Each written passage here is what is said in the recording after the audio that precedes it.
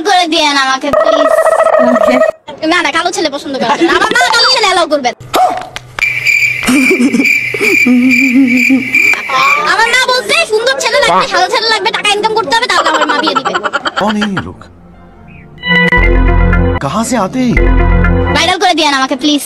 ওকে হয়ে যাবে যে টাকা পাবো, ইনফ্লুয়েন্সার হয়ে যাবো পরে বড় হয়ে, সুগার ড্যাডি লাগবে না আমার। আপনার চ্যালেঞ্জ হচ্ছে আপনি 1 মিনিট কোনো ইংরেজি বা বিদেশি শব্দ ইউজ না করে বাংলায় কথা বলুন। और यार शुरू करते हैं बिना किसी बकचोदी। আমার নাম নীরা, আমি ঢাকা সাইনে পড়ি। ওকে, নবম শ্রেণীতে পড়ি।